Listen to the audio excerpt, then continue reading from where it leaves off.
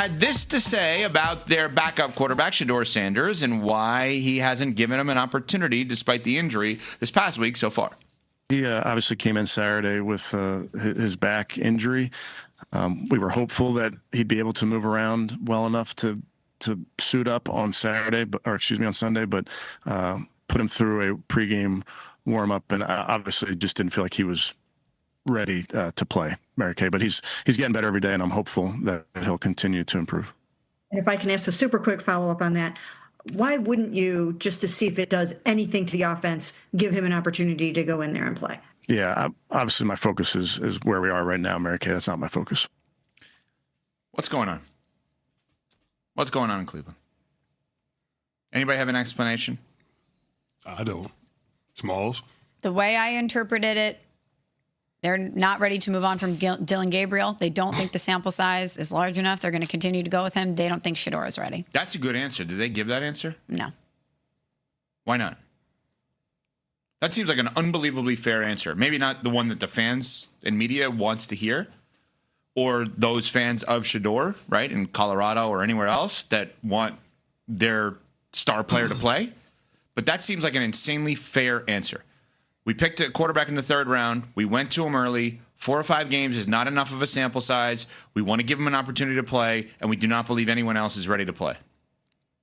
We may not like that answer, but that seems fair. And it's a definitive answer. Well, you said nobody else is ready to play. Are we sure Dylan Gabriel's ready to play based on what we've seen already? So what do you think is going on here? I have no idea, but I'm willing to see what's behind door number 3. I'm willing to make a change for change's sake.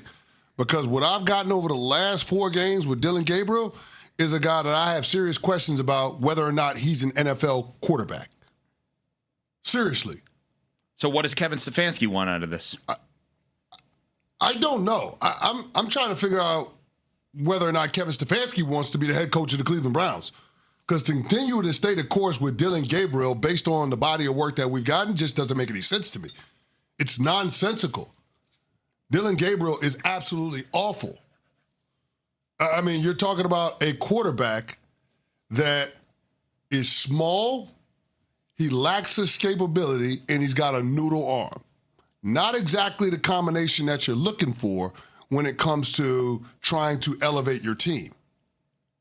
If we didn't have enough evidence, what he did on Sunday, the 2 turnovers in the third quarter, absolutely egregious. And then, oh, by the way, backed up in the end zone, you get an intentional grounding for a safety.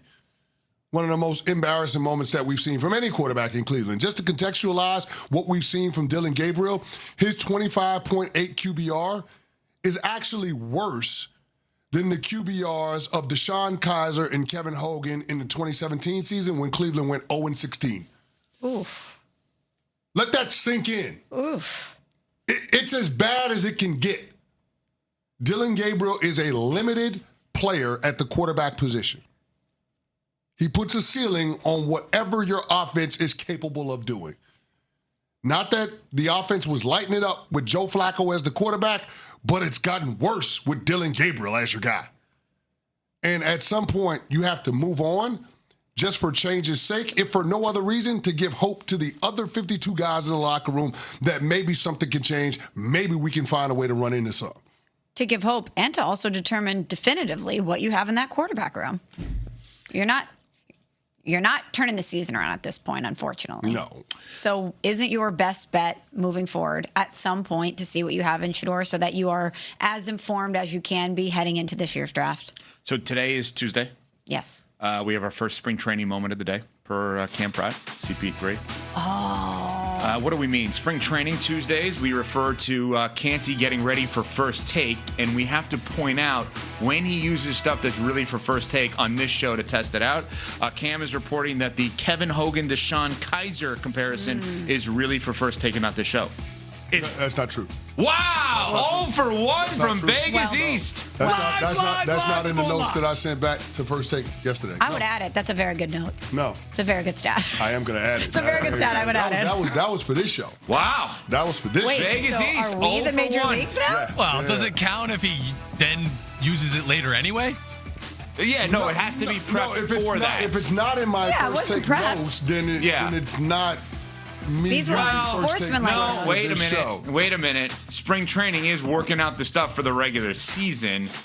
So is he trying that here? I don't know. All right. He's Gray trying area. a new batting stance. Gray area. I don't know. No, I'm going to worked give it out. to CC on this one. This Okay. was the stat So it's- for unsportsmanlike that hit very well that he's now going to use for first take. Got it. Okay. Let me go back to one thing. What's up? When you said Kevin Stefanski, I'm not even sure he wants to be the coach of the Cleveland Browns. What do you mean by that? I mean, I know that sounds clear, but I'd like you to elaborate on what that means. NFL, breaking news, ladies and gentlemen, there are only 32 of these jobs. Yeah.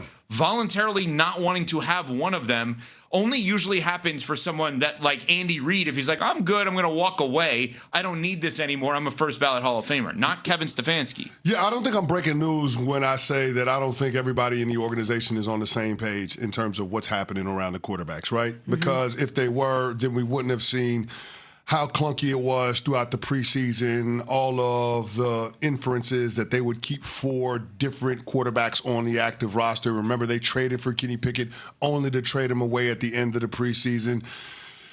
Shedeur Sanders as the backup quarterback a couple of weeks ago, officially after they moved on from Joe Flacco, only to not get any first-team reps in practice, knowing that he's one hit away from being in the game. It seems clunky. And so when I ask the question of whether or not Kevin Stefanski wants to be there, the context around it is the versus that is seemingly set up between the 2 rookie quarterbacks and who's most responsible for those guys being in their respective positions. When we had Mel Kiper on a few weeks ago, he said that the thought around the NFL was that Dylan Gabriel was Kevin Stefanski's guy and that Shedeur Sanders was Andrew Berry's guy. And so if you continue to stay the course with Dylan Gabriel as bad as he's been and you don't put in Shedeur Sanders, if you don't give him an opportunity, I just wonder how long Kevin Stefanski is for the head coaching job in Cleveland. Coming up.